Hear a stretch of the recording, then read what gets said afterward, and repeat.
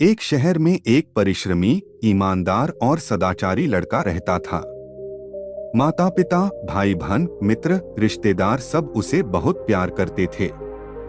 सबकी सहायता को तत्पर रहने के कारण पड़ोसी से लेकर सहकर्मी तक उसका सम्मान करते थे।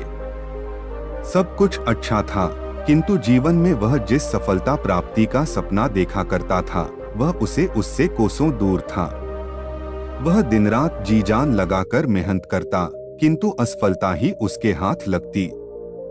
उसका पूरा जीवन ऐसे ही निकल गया और अंत में जीवन चक्र से निकलकर वह कालचक्र में समा गया। चूंकि उसने जीवन में सुकर्म किए थे, इसलिए उसे स्वर्ग की प्राप्ति हुई। देवदूत उसे लेकर स्वर्ग पहुँचे। स्वर्गलोक का अलौकिक सौंदर्य देख वह मंत्रमुग्ध हो गया और देवदूत से बोला, ये कौन सा स्थान है? ये स्वर्गलोक है। तुम्हारे अच्छे कर्म के कारण तुम्हें स्वर्ग में स्थान प्राप्त हुआ है। अब से तुम यहीं रहोगे, देवदूत ने उत्तर दिया। यह सुनकर लड़का खुश हो गया। देवदूत ने उसे वह घर दिखाया जहां उसके रहने की व्यवस्था की गई थी।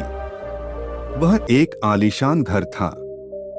इतना आलीशान घर उसने अपने जीवन में कभी नहीं देखा था। देवदूत उसे घर के भीतर लेकर गया और एक एक कर सारे कक्ष दिखाने लगा। सभी कक्ष बहुत सुंदर थे। अंत में वह उसे एक ऐसे कक्ष के पास लेकर गया जिसके सामने स्वप्न कक्ष लिखा हुआ था। जब वे उस कक्ष के अंदर पहुंचे तो लड़का यह देखकर दंग रह गया कि वहां बहुत सारी वस्तुओं के छोटे छोटे प्रतिरूप रखे हुए थे। ये वही वस्तुएं थीं जिन्हें पाने के लिए उसने आजीवन मेहनत की थी, किंतु हासिल नहीं कर पाया था। आलीशान घर, कार, उच्चाधिकारी का पद और ऐसी ही बहुत सी चीजें जो उसके सपनों में ही रह गए थे। वह सोचने लगा कि इन चीजों को पाने के सपने मैंने धरती लोक में देखे थे, किंतु वहां तो ये मुझे मिले नहीं। अब यहाँ इनके छोटे प्रतिरूप इस तरह क्यों रखे हुए हैं?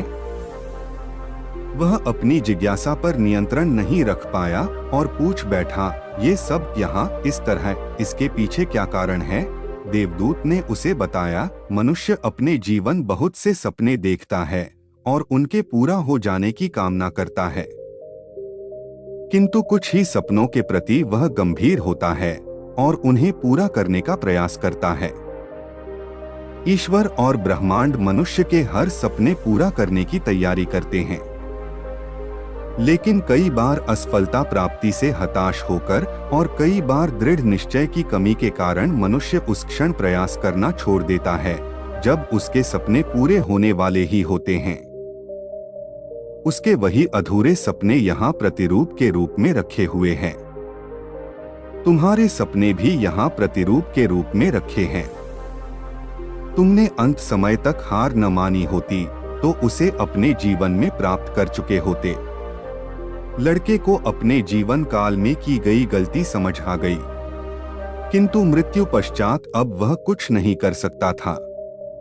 मित्रों, किसी भी सपने को पूर्ण करने की दिशा में काम करने के पूर्व यह दृढ़ निश्चय कर ले कि चाहे कितनी भी मुश्किलें क्यों न आए, चाहे कितनी बार भी असफलता का सामना क्यों न करना पड़े, अपने सपनों को पूरा करने की दिशा में तब तक प्रयास करते रहेंगे जब तक वे पूरे नहीं हो जाते।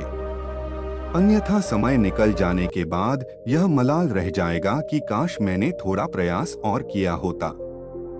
अपने सपनों को अधूरा मत रहने दीजिए। दृढ़ निश्चय और अथक प्रयास से उन्हें हकीकत में तब्दील करके ही दम लीजिए।